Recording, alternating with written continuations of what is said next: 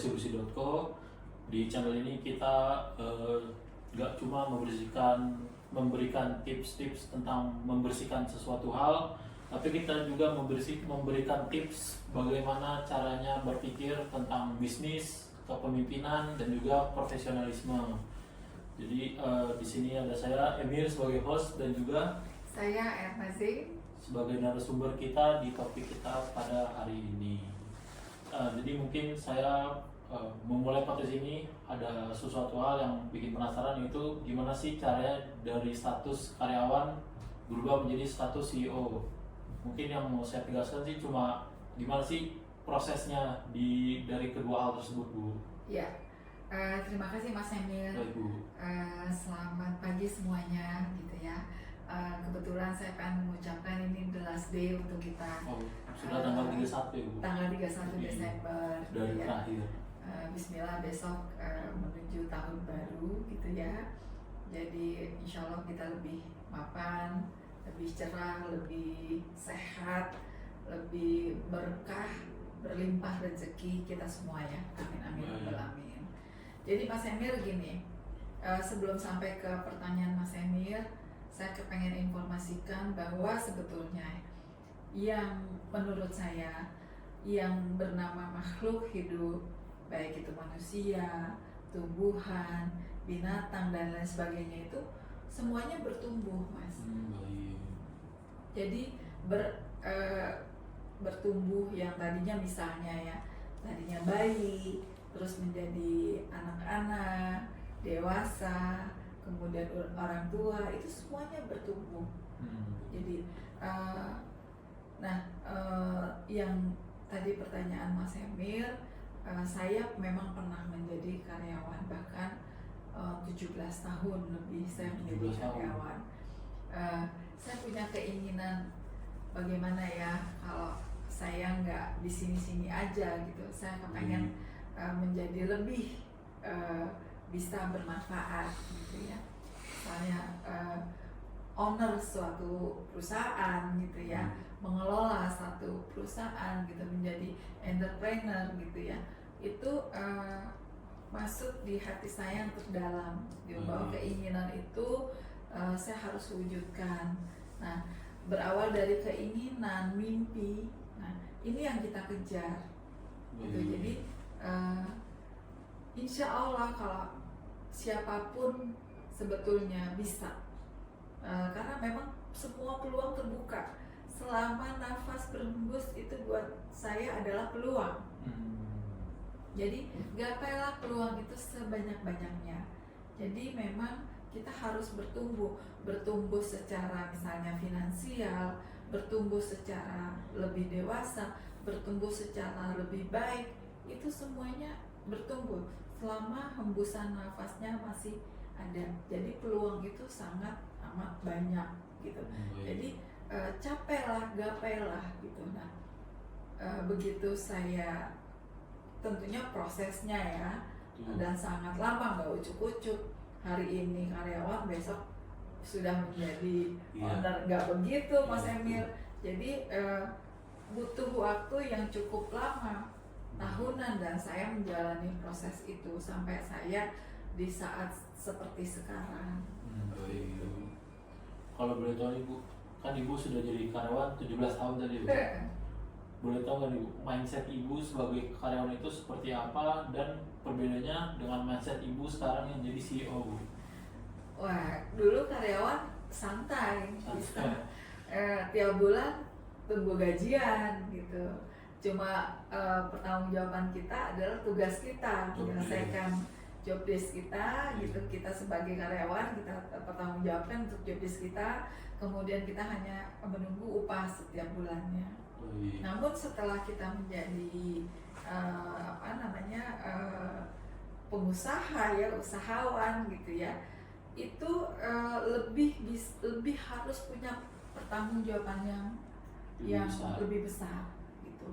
Jadi bagaimana kita bisa mengelola keberlanjutan perusahaan tersebut, bagaimana mengelola manusianya yang menjadi karyawan, yang menjadi aset pada perusahaan tersebut. Karyawan itu adalah aset terbesar Baik.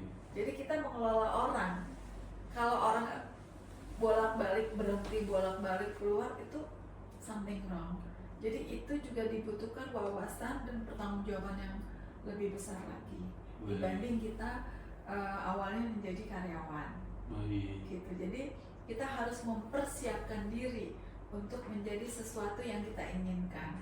Baik. Gitu. Nah, tadi kan mungkin waktu jadi karyawan lingkup tanggung jawab kan sedikit ya Bu, hanya job desk dan absensi dan lain-lain. Tapi waktu jadi CEO lingkup tanggung jawabnya kan jadi lebih besar, mengurus orang, Memberikan gaji, gaji. memberikan bonus. Nah, saat sekarang di Desember kita harus siapkan diri untuk pelaporan akhir tahun. Baik. Seperti itu, besok Lebaran, gitu-gitu.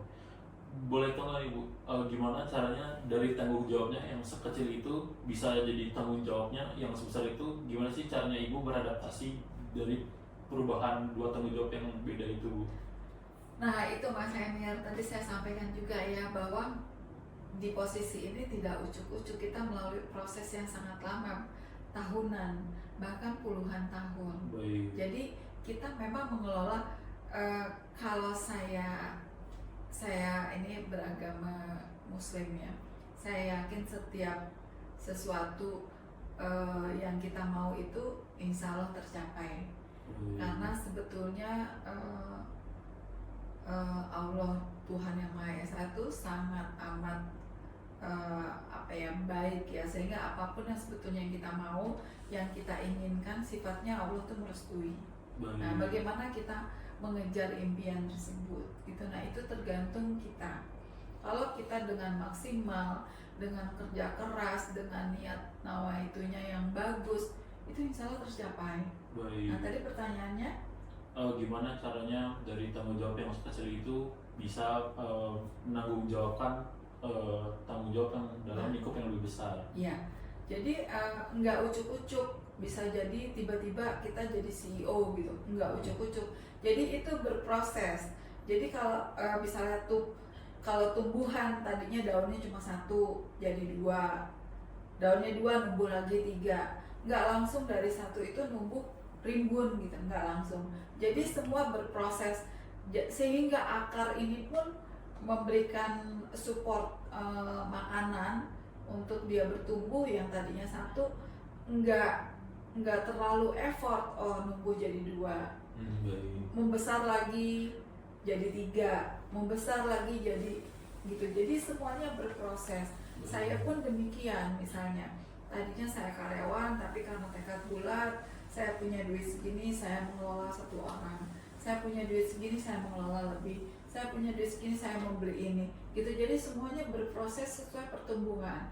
Sehingga kita juga matang di dalam proses tersebut gitu. Sambil kita punya jadi kita punya mengalaminya, jadi kita punya pengalaman gitu. Sambil kita ikutin prosesnya, sehingga kita punya kalau proses kita lalui itu punya experience. Yes, experience gitu. Baik. Kalau boleh tahu, kan dari salah satu job desk CEO yang Ibu bilang tadi, memanage sebuah tim, memanage beberapa orang banyak dalam satu tim. Boleh tahu nggak sih Bu, gimana caranya membangun kepercayaan dan juga memposisikan diri Ibu sebagai leader dalam satu tim sih Bu? Ya, kita sendirinya tuh sebagai pelaku usaha juga harus punya komitmen tentunya ya. Karena kan namanya kita makhluk hidup, makhluk sosial, yang tentunya kaitannya dengan makhluk-makhluk lainnya gitu. Nah, ini juga kalau apalagi sekarang modelnya digital dan sosmed, sosial media cepat banget. Dulu hanya koran. Jadi mungkin si seorang yang bernama Mas Emir mungkin hanya taunya karena masih koran medianya. Sekarang kan kita pergerakan kita semua sudah digital, nama saya pun akan bisa terdeteksi dengan cepat gitu. Tersebar lebih luas. Nah, kalau saya image-nya menampilkan tidak baik, itu berpengaruh, sangat berpengaruh dengan apa yang kegiatan kita, dengan apa yang pekerjaan kita, dengan begitu cepat karena kita makhluk sosial gitu. Jadi mau nggak mau kita harus punya komitmen yang baik tentunya, yang bagus tentunya, yang sehingga teman-teman atau lingkaran kita di sekeliling kita pun memahaminya dengan nilai yang positif. Nah dengan begitu impactnya juga, kita menjalankan apa-apa itu impactnya langsung kita bisa rasakan gitu Mas Emir. Jadi selain mengurus sosial dalam tim, Ibu juga mengurus image Ibu di luar ya Bu? Betul, saya sangat suka sekali berorganisasi. Jadi ada beberapa organisasi karena saya yakin dengan kita berorganisasi kita networking itu penting banget. Nah jadi kita punya networking itu tidak lebih penting dari misalnya kebutuhan keuangan. Karena kalau kebutuhan keuangan itu akan ada sendiri sebetulnya. Kalau networking itu kita yang harus, pelaku kita yang harus kita punya tampilkan image yang baik sehingga networking kita percaya dengan kita. Gitu. Mungkin pertanyaan terakhir aja sih Bu. Jadi kan penonton kita kemungkinan ada yang sedang berstatus karyawan dan punya mimpi suatu saat mau jadi CEO gitu. Mungkin ada dari salah satunya Mas Emir barangkali. Mungkin alhamdulillah, amin. Mungkin ada dari pesan atau wejangan yang bisa Ibu berikan kepada penonton di luar sana. Iya, bagi teman-teman semua tentunya ya, ini sebetulnya yang tadi saya sampaikan bahwa bermimpilah kamu, bercita-citalah kamu sebesar-besarnya. Itu menurut saya Allah itu maha baik dan Allah itu maha sangat merestui, mengabulkan semua yang kita mau. Jadi ayo bermimpilah, tapi jangan gini Mas Emir, kalau kita bermimpi gitu ya, terus kita tidak melakukan apa-apa, tidak do something, nggak bakal Mas, nggak bakal. Mas Emir, Bu saya pengen jadi seperti kayak ibu gitu, tapi Mas Emir nggak punya effort untuk meraih cita-cita, nggak bakal tercapai Mas. Karena itu datang dari diri kita sendiri. Kalau kita punya keinginan sesuatu, terus kita tanamkan, saya pengen punya rumah gitu ya, misalnya pengen punya rumah, ini misalnya 2025 nih, sebentar kita berakhir nih, berapa jam lagi kita menuju ke 2026. Saya mungkin saat ini, mungkin Mas Emir saat ini punya mobil Mercy misalnya. Mas Emir 2026 pengen punya rumah, mobil Mercy sama kantor. Mas Emir harus ngapain? Harus berusaha untuk melakukan hal tersebut. Lebih effort dari yang 2025 nggak? Lebih effort pasti, dan Mas Emir harus kejar. Misalnya sekarang Mas Emir duitnya 10 juta. Kalau aku mau mencapai rumah, mencapai beli mobil, harus aku cari uang lebih dari 100 kali lipatnya, bisa kecapai. Gimana caranya? Ya cari, gunakan waktunya semaksimal, tektokan dengan linknya, cari kenalan-kenalan, gimana berpikir, ajak kita, energi kita, positif kita untuk kita membuka link seluas-luasnya, gitu Mas Emir. Gitu. Jadi untuk penonton di luar sana, bermimpi-mimpilah setinggi-tingginya. Betul. Yang penting diikuti dengan effort yang setara ya Bu. Iya betul. Jadi kalau kita bermimpi, kita jangan diam, kita kejar, harus berlari secepatnya, kejar gitu. Jadi mudah-mudahan Allah sangat merestui sih. Jadi memang semuanya tergantung nawaitu, tergantung kita gitu. Jadi tidak hanya diucap, namun juga terus dilakukan. Gitu.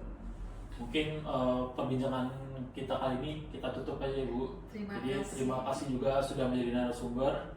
Terima kasih juga pada semua penonton bersikusi.co. Kalau pembahasan hari ini bermanfaat, jangan lupa like, tulis komentar dan juga subscribe supaya tidak ketinggalan episode-episode berikutnya. Terima Terima kasih. kasih.